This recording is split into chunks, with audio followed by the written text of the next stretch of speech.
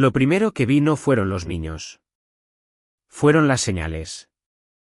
En el desierto, las señales siempre hablan antes que las personas, porque el desierto no grita, no discute, no suplica. Solo deja rastros. Y cuando uno vive aquí, cuando uno lo camina por años, aprende a leerlo como se lee una cicatriz vieja en la piel. Esa mañana traía la espalda tensa desde antes de bajarme de la troca. No era cansancio normal. Era esa presión rara que te aprieta el pecho cuando algo está fuera de lugar, aunque todavía no sepas qué. Venía a revisar un tramo de cerca del pozo del ganado. Trabajo de rutina. Alambre suelto, un poste vencido, huellas de coyotes, lo típico. Pero la rutina se rompió con lo que vi sobre la arena, como si el suelo me hubiera puesto una carta abierta delante de los ojos. Huellas pequeñas. Muy pequeñas. La pisada de un niño no se confunde con nada. No tiene el peso hundido del adulto, no tiene el paso largo del migrante desesperado ni la zancada dura de la gente que camina con prisa. Son pasos cortos, indecisos, y aún así cargados de algo que no debería cargar un niño. A un lado de esas huellas, como una mala broma, estaban las marcas largas, arrastradas, como si alguien hubiera jalado algo pesado. La arena estaba raspada en líneas, interrumpidas, vueltas a empezar, y luego otra vez. Parecían el rastro de una maleta, pero en mi cabeza apareció otra palabra que me dio asco: cuerpo. Me agaché, toqué la arena con los dedos. Estaba fresca en las orillas, todavía suelta. No era de días. Era reciente. El sol apenas iba subiendo, y ya se sentía la promesa del calor, esa promesa cruel que te deshidrata sin que te des cuenta. Miré alrededor. Palo verde, cholla, mezquite ralo. No había sombra que valiera la pena. Ni un canto de ave. Solo el ruido bajo del viento, como una respiración que se contiene. Seguí el rastro porque desde hace años me conozco el remordimiento. Lo conozco como conozco mis manos. Sé lo que se siente cuando uno ve algo raro y decide no meterse. Es una tranquilidad falsa, como tragar agua salada. Te calma un segundo y luego te mata por dentro. Yo no siempre fui así. Yo también tuve mi época de mirar hacia otro lado. Aquí uno se acostumbra a cosas que no deberían ser normales. Caminantes que pasan de noche, luces lejanas, helicópteros, restos de mochilas rotas, botellas vacías, zapatos abandonados. La frontera te entrena para deshumanizar, aunque no quieras. No porque seas malo, sino porque si te metes en todo, te rompes. Pero hubo un día que me cambió, y desde entonces mi cuerpo reacciona antes que mi cabeza. A veces basta ver una huella para que el corazón se me suba a la garganta. A veces basta una botella aplastada para que me regrese una imagen que no se me borra. Un bebé. Uno solo. No quiero entrar en detalles porque todavía me enferma. Solo diré que lo encontré tarde. Muy tarde. Y ese día, el respeto que yo le tenía al desierto se me convirtió en obligación. Por eso aquella mañana no me hice el loco. Caminé despacio, no por miedo a la migra ni a los bajadores, sino por cuidado. El rastro se tambaleaba. Iba hacia el norte, luego se iba al este, luego hacía un círculo torpe, como si quien caminaba hubiera perdido el sentido de dirección. Ahí es donde uno entiende que no se trata de alguien con plan. Se trata de alguien en modo supervivencia, alguien que está caminando con lo último que le queda. A los pocos metros vi una gorra pequeña. La recogí. Tenía sudor seco, arena pegada, y un olor a sol que me apretó la nariz. Más adelante, un zapato. Solo uno. De niño. Era como seguir pedazos de una historia rota. Y entonces vi el arbusto de palo verde. Antes de verlo a él, escuché un movimiento mínimo, como de piel contra ramas. Me quedé quieto. La quietud en el desierto tiene un peso propio. Respiré por la nariz, lento, como cuando uno intenta no asustar a un animal. Y me asomé. Ahí estaba. Un niño flaco, no más de 7 años. Descalzo. La cara cubierta de tierra y de lágrimas ya secas. La piel quemada por el sol, pero no ese quemado sano de quien juega afuera, sino el rojo oscuro de quien no ha tenido agua. Tenía una piedra en la mano, grande, apretada como si fuera un cuchillo. Los ojos desorbitados, pero no perdidos. En esos ojos había una decisión que me dio miedo. Miedo de verdad. Porque un adulto puede ser peligroso por fuerza. Un niño puede serlo por desesperación. Y en su espalda, amarrado con una camisa vieja anudada al pecho, iba un bebé. Un niño de 2 años, tal vez. La cabeza colgando hacia un lado. Los labios agrietados. La piel ceniza, ese tono que no le deseo a nadie. Inmóvil, salvo por un temblor de respiración tan débil que tuve que acercarme con la vista para confirmarlo. Yo no escuché primero su llanto. Escuché mi propio estómago hundirse. El niño mayor me vio y levantó la piedra todavía más. Su cuerpo se puso rígido. Era la postura de ataque de alguien que ya no cree en nada. A mí me salió levantar las manos, despacio. Una parte de mí quiso dar un paso atrás y largarse, no por cobardía, sino por la sensación de estar frente a una escena que te marca para siempre. Pero me quedé. Yo le hablé suave. No voy a reproducir palabra por palabra porque no quiero convertir esto en una actuación. Lo importante es lo que se siente cuando un niño te mira como si fueras la última amenaza que le queda antes de morir. Lo que se siente cuando te das cuenta de que en su mundo todos los adultos son monstruos, y tú, aunque seas un ranchero viejo, aunque tu ropa huela a grasa y a ganado, en su mente eres parte del mismo infierno. Él no bajaba la piedra. Me acusaba con la mirada. Y yo entendí algo feo, no estaba defendiendo su propia vida. Estaba defendiendo la vida del bebé. Me quedé donde estaba, sin invadir su espacio. Le dije mi nombre. Le dije de dónde era. Porque en la frontera el acento es una llave.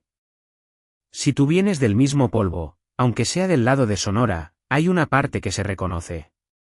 No es confianza total, pero es una grieta por donde entra un poquito de luz. Él me estudió. La piedra bajó 1 centímetro. Solo 1 centímetro. Y en ese centímetro se me fue la respiración, porque supe que esa era la diferencia entre un rescate y una tragedia. Yo le mostré mi botella de agua. Lend. Como si fuera un animal asustado y yo tuviera que enseñarle mi mano vacía. El bebé hizo un gemido. Un sonido tan débil que me partió. El niño mayor giró la cabeza como pudo para sentir a su hermanito, y el pánico le cambió la cara. Ahí vi al niño real, no al guerrero. Vi a un niño que ya estaba cansado de resistir. Ahí fue cuando aceptó, no porque confiara en mí, sino porque el bebé lo estaba obligando. Me acerqué con cuidado. Vi las marcas en los hombros del niño mayor, rojas, profundas, abiertas. La camisa con la que cargaba al bebé le había comido la piel. Él no se quejaba, pero el cuerpo se hablaba. Le desamarré al bebé con manos que me temblaban. Lo tomé en brazos. Estaba ardiendo, pero al mismo tiempo seco, como una rama. Le di agua gota por gota. En esos momentos te vuelves matemático sin querer. Si le das de golpe, lo vomita. Si se atraganta, se te muere. Si te tardas, también. Cada gota era una apuesta. El bebé tardó en reaccionar, y ese silencio se me metió en el oído como un zumbido. Luego su garganta se movió. Tragó.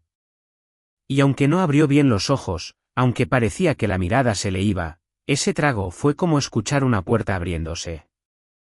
Le di agua al niño mayor también. La tomó como si se quisiera tragar el mundo. Tosió. Le pedí que despacio, pero no hay despacio cuando uno ya estuvo cerca de la muerte. La desesperación no sabe de prudencia.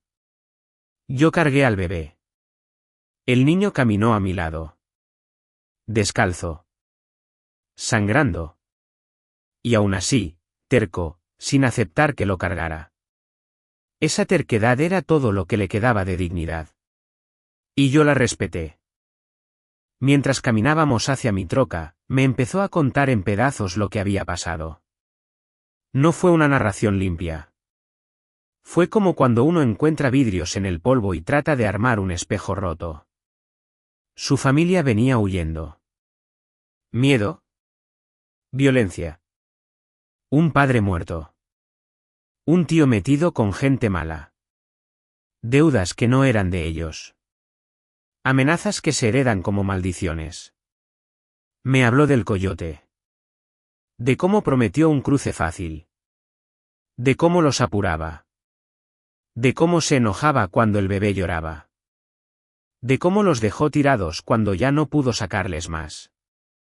Me habló de las noches caminando, de las casas donde se escondían, del olor a miedo que se queda pegado en la ropa aunque la laves 100 veces.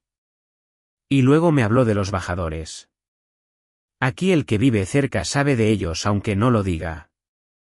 Son los hombres que no necesitan uniforme para ser autoridad del infierno. Se presentan como ayuda, como rescate. Y cuando uno se acerca, ya está tarde. Te quitan todo. A veces te quitan la vida. A veces te quitan algo peor. El niño me describió una troca negra. Armas. Un líder con una cicatriz en la cara. Exigencias. Humillación. Y un momento que me heló, su mamá poniéndose enfrente para proteger a otra mujer, entendiendo perfectamente lo que esos hombres querían cobrar. Él no dijo esa parte con palabras de adulto.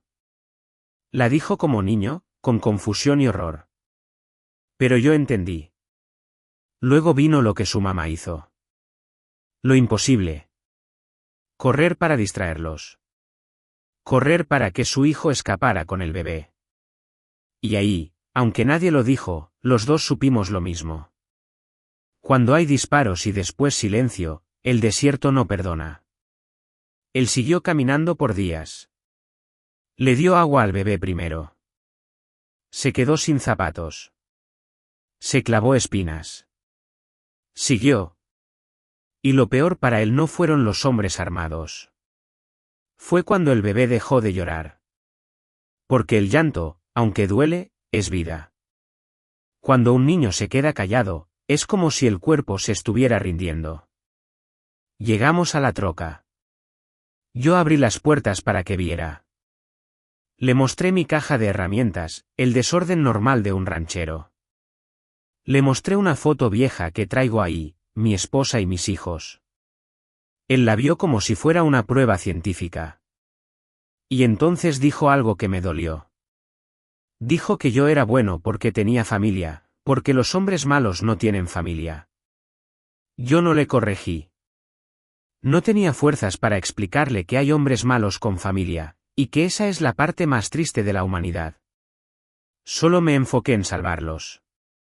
Acomodé al bebé atrás, le mojé los labios, prendí el aire acondicionado. El niño mayor cerró los ojos, y por un segundo supe que el frío le estaba tocando el alma. El cuerpo se relaja cuando siente algo que no es amenaza.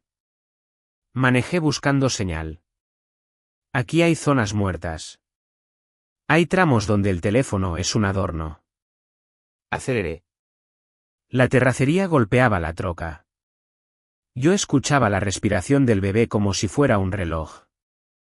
El niño mayor iba callado, con la mano agarrando la mano del bebé, como si así pudiera amarrarlo a la vida. Y entonces, de la nada, el bebé abrió un poco los ojos. Susurró algo. Y en ese susurro se le rompió el pecho al niño mayor, porque dijo una palabra que no correspondía a mí ni a él ni al desierto.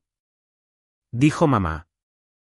Ahí supe que aunque lo salvaran, ese niño iba a cargar un peso invisible por mucho tiempo. Seguimos. Y en el camino vi una figura tirada al lado. Frené. El niño mayor gritó un nombre. Se bajó antes de que yo pudiera detenerlo. ¿Corrió? Yo corrí detrás. Era una mujer muerta. Días. Sin identificación. Con un rosario apretado en la mano. La muerte en el desierto no tiene dignidad. El sol y los animales la deshacen. El niño vomitó.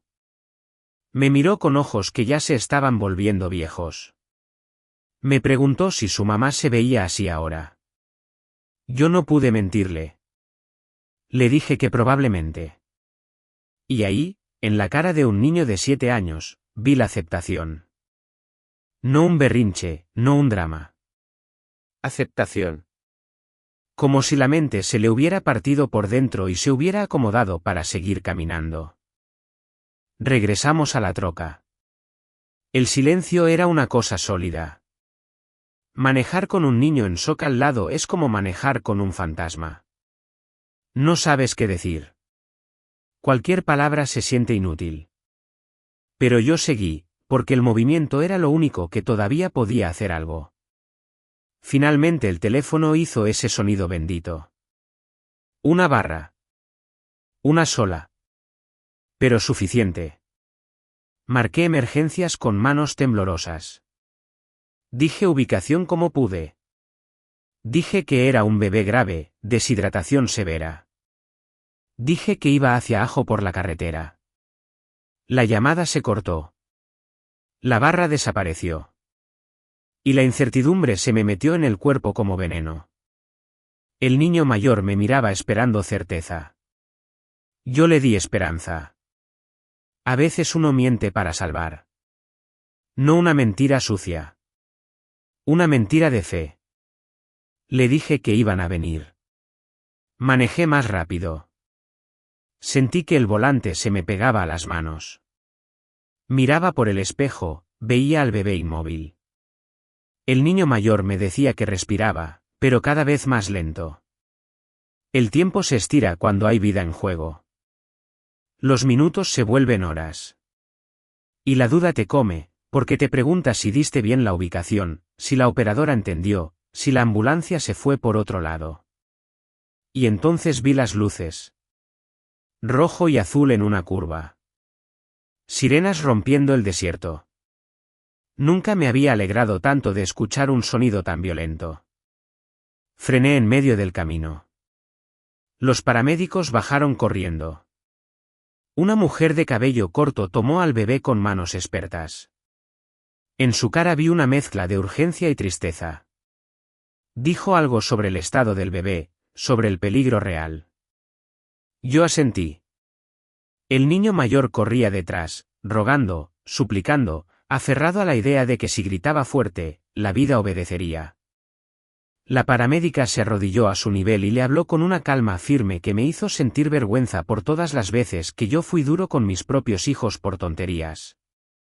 Ella le explicó que necesitaba dejarla trabajar. Le dijo que el miedo no le quitaba valentía.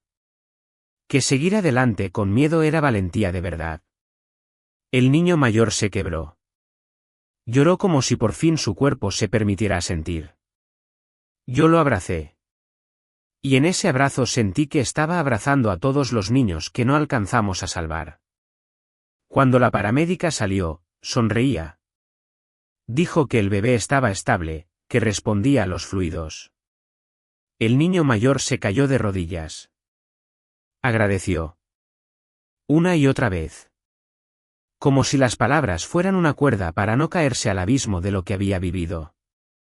Luego vino el protocolo. Patrulla fronteriza. Agentes. Preguntas. El niño mayor se puso rígido otra vez. El miedo de ser devuelto, el miedo de perder lo poco que le quedaba, regresó. Yo traté de ser puente. No soy autoridad. Soy ranchero. Pero ese día tuve que convertirme en traductor de humanidad. Los agentes, para mi sorpresa, fueron respetuosos. Hablaron español. Le preguntaron nombres, edades, de dónde venían, qué pasó con su mamá, con su tía. El niño mayor contó todo. La troca negra. El hombre con cicatriz. La dirección. Los gritos. Los disparos. La mamá corriendo hacia un lado. El agente principal dijo que iban a organizar búsqueda inmediata.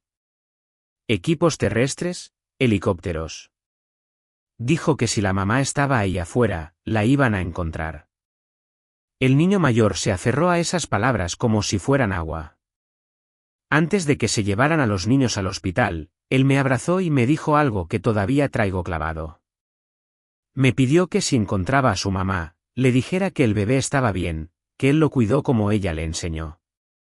Yo le prometí. Y en cuanto lo prometí, supe que no podía quedarme en casa. Porque si uno hace una promesa así, no es una frase. Es un pacto. Los siguientes días fueron una mezcla sucia de esperanza y desesperación. De esas que te hacen sentir vivo y muerto al mismo tiempo. Yo podía haber hecho lo fácil, entregar a los niños, dar mi declaración, y volver al rancho como si nada. Pero no pude. Había visto la mirada del niño mayor. Había visto el esfuerzo en sus hombros rotos. Y sobre todo, había escuchado la palabra mamá en la boca del bebé. Esa palabra no me dejó dormir. Me uní a la búsqueda porque aquí el terreno tiene memoria, pero también tiene trampas. Los agentes conocen mapas. Yo conozco el polvo. Conozco los cortes del cerro, los arroyos secos, las sombras falsas. Conozco los lugares donde un cuerpo se esconde sin querer. Y conozco esos puntos donde la gente se sienta a morir porque ya no tiene fuerza para caminar. Nos reunimos con voluntarios de organizaciones humanitarias, gente con botas gastadas y ojos cansados. Había perros. Había helicópteros con cámaras térmicas. Había radios que sonaban como si el desierto hubiera inventado su propio idioma de urgencia. Yo señalé el lugar exacto donde encontré a los niños. Les mostré el palo verde, la piedra, la camisa vieja. Les mostré la dirección en que el niño mayor dijo que su mamá corrió. El suelo, después de tanto sol y viento, borra las huellas. Pero no borra la violencia. A 2 kilómetros encontramos evidencia del ataque. Botellas rotas. Ropa desgarrada. Casquillos de bala. Cada casquillo es una frase que alguien disparó sin decirla. Y cada casquillo en el suelo me confirmó algo que ya sabía: esa mamá corrió no contra el desierto, sino contra hombres. No encontramos cuerpos. Y eso, según uno de los agentes, era una buena señal. Podía significar que escaparon. O que se llevaron a las mujeres. Ninguna opción es bonita. Solo una tiene posibilidad de vida. Seguimos buscando todo el día. El calor se volvió una cosa que te muerde. Hay un punto en el desierto donde el sudor deja de salir y eso asusta. Porque cuando el cuerpo deja de sudar, ya está entrando en peligro. Yo tomaba agua por obligación, no por sed. Y aún así, sentía la boca seca, como si la lengua se me hubiera vuelto de papel. En la noche, la búsqueda cambia de cara. La oscuridad no es solo falta de luz. Es una presencia. La temperatura baja de golpe, y el cuerpo, después de arder, tiembla. Las linternas dibujan sombras que parecen personas.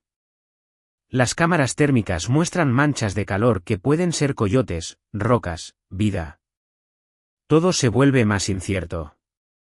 Y la incertidumbre es enemiga del alma. Encontramos a otras personas. Un hombre muerto de deshidratación, con la boca llena de arena. Una mujer viva, escondida en una cueva, delirando. La ayudamos. La sacamos. La vida en la frontera es así, la tragedia no viene sola, siempre trae compañía. Esa noche, cuando nos detuvimos un momento, me quedé mirando el horizonte. La luna parecía una moneda vieja. Pensé en mi esposa, en mis hijos, en la seguridad de una casa con agua y sombra, y me dio vergüenza sentir alivio por mi propia vida mientras allá afuera alguien estaba peleando por respirar. El segundo día expandimos la búsqueda. Más al sur. Más al este. Más al oeste. La palabra expansión suena a estrategia, pero en realidad es desesperación organizada. Cuando no encuentras, te convences de que quizá estaba un poco más lejos. Y así se te va el tiempo, y así se te va la esperanza si no te agarras de algo. Yo me agarré de la promesa. A ratos me enojaba con el mundo. Me enojaba con el coyote que los abandonó. Me enojaba con los bajadores. Me enojaba con la violencia que empuja a una mujer a cargar a sus hijos a través del desierto. Me enojaba con la injusticia de que un niño de 7 años tenga que aprender a distinguir entre un adulto bueno y uno malo con una piedra en la mano. Ese enojo, sin embargo, no era puro. Tenía miedo escondido. Porque cuando uno se enoja así, a veces es porque está tratando de no llorar. Al atardecer del segundo día, el radio tronó con esa frase que te despierta el cuerpo entero. Tenemos algo. Kilómetro tal, al sureste. Estructura abandonada. Alguien adentro. Sentí que el corazón me golpeó el pecho. Subí a mi troca con 2 agentes. Manejamos hacia las coordenadas. El camino se volvió pedregoso. La troca saltaba. El polvo se metía por todos lados. Y mientras más avanzábamos, más sentía que me estaba acercando a una respuesta que podía destruirme o salvarme. Era una cabaña vieja, de ranchero, abandonada desde hace años. Paredes medio caídas. Techo con agujeros. Dentro olía a humedad vieja, a animal, a abandono. Los agentes entraron primero, con precaución. Yo entré atrás, con la garganta apretada. En una esquina, apoyada contra la pared, había una mujer. Joven. Tal vez 30 y tantos. El cabello negro pegado a la cara. Quemaduras de sol. Labios reventados. Ropa rasgada. Pero viva. Viva de una forma que parecía milagro, porque su respiración era débil, pero estaba. Un agente le levantó el brazo para revisar signos vitales, y ahí vi el tatuaje. 2 nombres. Los mismos. Los nombres de los niños. Sentí que me iba a caer. Me arrodillé. La miré. Ella abrió los ojos, lentos, como si cada parpadeo pesara. Su mirada no enfocaba bien, pero había algo ahí, una fuerza que no se rendía. Me acerqué y le hablé suave. Le dije que encontré a sus hijos. Le dije que estaban vivos. Le dije que el bebé estaba en el hospital y que se iba a recuperar. Le dije que el niño mayor lo cargó por días y lo mantuvo con vida, como ella le enseñó. Ella quiso hablar, pero solo le salieron lágrimas. Lágrimas pesadas, como si el cuerpo por fin se permitiera soltar lo que había aguantado. En su cara vi una mezcla de culpa y orgullo, de dolor y alivio. La culpa de una madre que se siente responsable por poner a sus hijos en peligro, aunque el peligro viniera de afuera. Y el orgullo de saber que su hijo hizo lo imposible. La ambulancia llegó. La estabilizaron. Suere. Oxígeno. Mantas térmicas. Me dijeron que tenía deshidratación severa, golpes, heridas, pero que iba a sobrevivir. Alguien preguntó cómo logró. Y ahí apareció una respuesta simple, brutal: botellas de plástico con agua de lluvia. Una tormenta había pasado. Ella encontró refugio. Encontró agua. Y esperó. Esperó por rescate, sí. Pero sobre todo esperó por sus hijos. Porque su cuerpo pudo haberse rendido, pero su mente no la dejó. Cuando una madre cree que su hijo está vivo en algún lugar, la muerte tiene que pelear más duro para llevársela. 3 días después, me permitieron estar presente cuando se reencontraron. El hospital en Tucson tiene pasillos que huelen a desinfectante y a cansancio. Yo caminé con el corazón acelerado como si fuera yo el que iba a reunirse con su madre. En la sala pediátrica había al niño mayor sentado junto a la cama del bebé. El bebé ya estaba despierto, jugando con un osito de peluche. Esa imagen sola ya era otra vida. El niño mayor me vio entrar y corrió a abrazarme. Me mostró al bebé como si me mostrara una medalla. Me dijo que ya podía caminar, que los doctores decían que iba a estar perfecto. Y yo me sentí orgulloso de él, como si fuera mi propio hijo, y al mismo tiempo me sentí triste por todo lo que tuvo que pasar para llegar a ese punto. Él me miró la cara buscando señales. Los niños que han sufrido aprenden a leer rostros como uno lee el cielo antes de una tormenta. Me preguntó si pasó algo. En su voz volvió el miedo. Yo le dije que sí pasó. Pero esta vez era lo bueno. Le dije que encontramos a su mamá. Él se quedó inmóvil. Como si su mente no supiera qué hacer con una noticia que no estaba preparada para recibir. Repitió la palabra viva como si fuera un idioma nuevo. Y cuando le confirmé, su cuerpo explotó en llanto, pero no el llanto silencioso del desierto. Era un llanto grande, como si el pecho se le abriera por primera vez.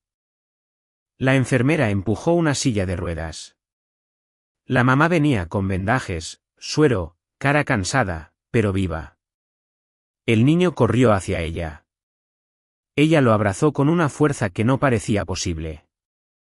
Le besó la cabeza. Le acarició el cabello.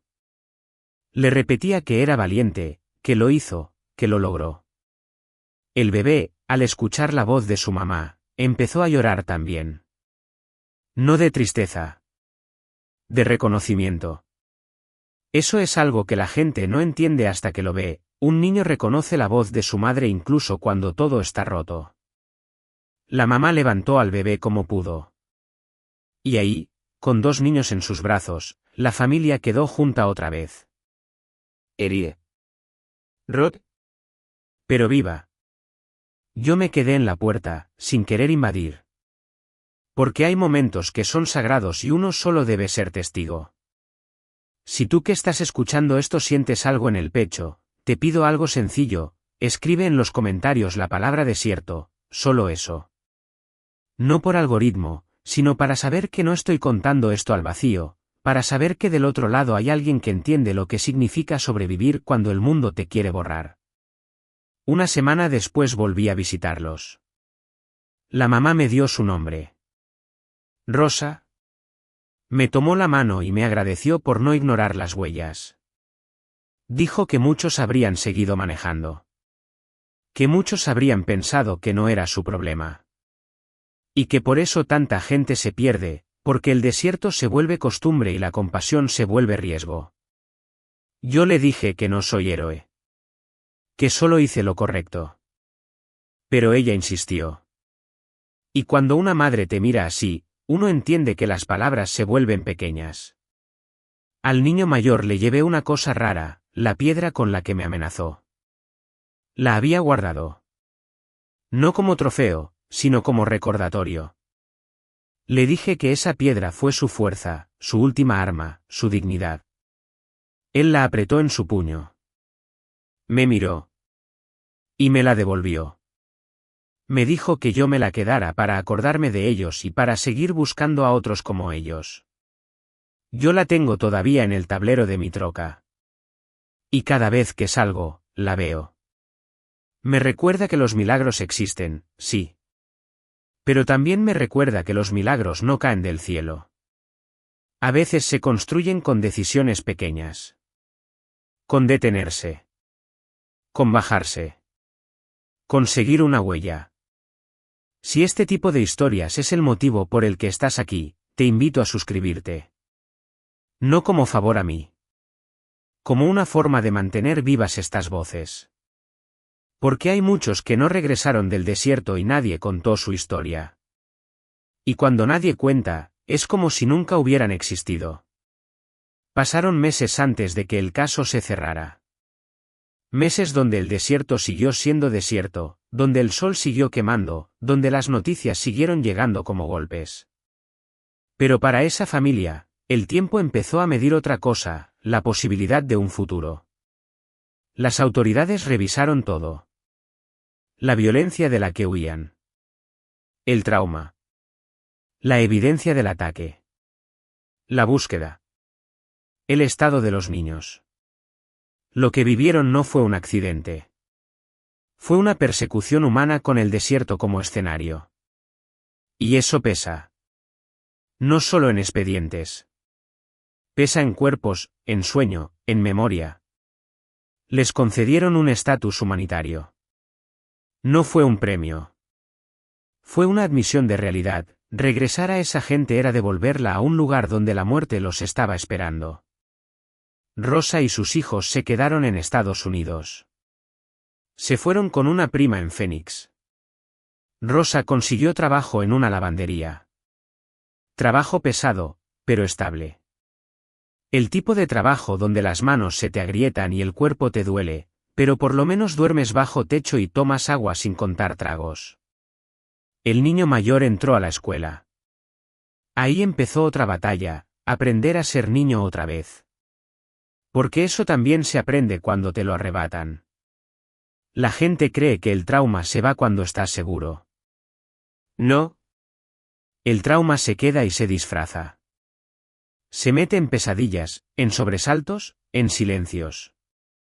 Se mete en la forma en que miras a los adultos, en la forma en que te sientas cerca de una puerta, en la forma en que no confías cuando alguien sonríe. Rosa me llamó un par de veces para darme noticias. Su voz sonaba diferente. Todavía cansada, pero menos rota. Me dijo que el bebé, el pequeño, con el tiempo dejó de recordar. Los niños pequeños a veces tienen esa bendición. Su cuerpo recuerda algo, sí, pero su mente no guarda imágenes claras. A los 4 años, me dijo, ya era un niño que corría y se reía, como si el desierto hubiera sido un mal sueño ajeno. Pero el mayor sí recordaba. Y Rosa también. Ellos eran los que iban a cargar ese mapa interno. Un día Rosa me contó que su hijo mayor quería ser paramédico cuando creciera. Dijo que quería ayudar a otros como lo ayudaron a él. Cuando escuché eso, me tuve que quedar callado un momento. Porque en esa decisión había una transformación. El dolor no solo los había golpeado, también les había enseñado una dirección. Eso no es romántico. No es bonito. Pero es real. Yo seguí con mi vida de ranchero. Cerca. Alambre. Ganado. Pozo. Polvo. Todo igual por fuera. Por dentro, no. Algo se me movió para siempre. La piedra en el tablero es como un ojo. Me vigila. Me exige. Me recuerda que no puedo volver a ser el hombre que ignora. Con el tiempo, empecé a notar otra cosa. Yo creía que había sido yo quien salvó a esa familia. Y sí, hice mi parte. Pero la verdad es más incómoda. Ellos también me salvaron a mí. Me sacaron de ese lugar mental donde uno se vuelve frío para sobrevivir. Me devolvieron una sensibilidad que yo estaba perdiendo por costumbre. Me hicieron entender que el desierto no solo mata cuerpos. También mata conciencia. Te convierte en alguien que ve tragedias como paisaje. Yo no quiero ser ese hombre. Y es aquí donde entra lo psicológico, lo que nadie te cuenta. Cuando uno presencia algo así, no se va limpio. Te queda una culpa rara. No culpa por haber hecho algo malo, sino culpa por todos los días que no hiciste algo. Por todos los rastros que no seguiste. Por todas las sombras que decidiste no investigar. Esa culpa te persigue en forma de preguntas. Y si no las trabajas, te amarga. A mí me pasó. Empecé a soñar con huellas. Con un niño con una piedra. Con un bebé que no llora. Me despertaba sudando, aunque la noche estuviera fría. Y en esos momentos entendí algo que me costó aceptar, también yo quedé traumatizado, aunque mi vida no estuvo en riesgo directo. La gente cree que el trauma solo le pertenece a la víctima principal. No. El trauma también se pega a los testigos. A los rescatistas. A los que sostienen el cuerpo mientras se espera la ambulancia. A los que escuchan una historia horrible y se la llevan a dormir. Yo no fui al psicólogo. No por macho, sino por ignorancia. Porque en mi generación nos enseñaron a callar. Pero empecé a hablar más con mi esposa. Empecé a decirle cuando algo me dolía. Y descubrí que hablar no te hace débil. Hablar te quita peso para que puedas seguir caminando. Y lo digo porque sé que hay gente escuchando esto que carga su propia piedra en el tablero. Gente que vio algo, que vivió algo, que sobrevivió, pero que por dentro sigue ahí, en el desierto, caminando en círculos. Si tú eres uno de esos, no estás solo. Y si quieres, deja en los comentarios una frase sencilla: sigo aquí. A veces leer esa frase de otra persona te salva un día completo. Años después, un fin de semana, recibí una llamada. Era el niño mayor, ya con voz más grande, menos niño, todavía con esa seriedad que le dejó la frontera. Me dijo que iba bien en la escuela. Me dijo que su mamá estaba mejor. Me dijo que el pequeño ya hablaba inglés sin acento. Me dijo que a veces, en la noche, él todavía soñaba con el desierto. Yo le dije que era normal. Que su mente estaba tratando de acomodar un horror en una vida nueva. Que no era falla. Era proceso. Y él se quedó callado, como si esa palabra proceso le diera permiso de existir. Me preguntó si yo todavía tenía la piedra. Le dije que sí. Me dijo que me la había dado para que yo no olvidara. Yo le dije que no se me iba a olvidar aunque quisiera. Y que esa piedra, para mí, no representaba violencia. Representaba amor. Porque la piedra no fue un arma para atacar. Fue un símbolo de un niño defendiendo a su hermanito. Un niño que decidió ser muro cuando el mundo se volvió cuchillo. Después de esa llamada salí a trabajar. Revisé cercas. Tomé agua. Miré el horizonte. Y por primera vez en mucho tiempo, el desierto no me pareció solo amenaza. Me pareció también un lugar donde, a pesar de todo, la vida insiste. Eso no excusa nada. No romantiza nada. El desierto sigue siendo brutal. La gente sigue muriendo. Los bajadores siguen existiendo. Los coyotes siguen vendiendo mentiras.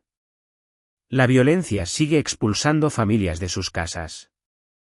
Pero también hay una verdad que se me quedó grabada: mientras haya alguien dispuesto a detenerse, hay una posibilidad. Yo sigo saliendo con agua extra, con botiquín, con comida. Y sigo siguiendo huellas cuando algo no me cuadra. No porque me crea salvador, sino porque aprendí que el costo de ignorar es demasiado alto. Si tú llegaste hasta aquí, gracias por quedarte. De verdad. Te pido dos cosas, y te las pido desde el lado humano, no desde el lado del creador de contenido. La primera, deja tu like si esta historia te movió algo. No por vanidad. Porque el like hace que más gente encuentre estos testimonios y tal vez, solo tal vez, alguien se prepare mejor, alguien no se confíe, alguien sobreviva.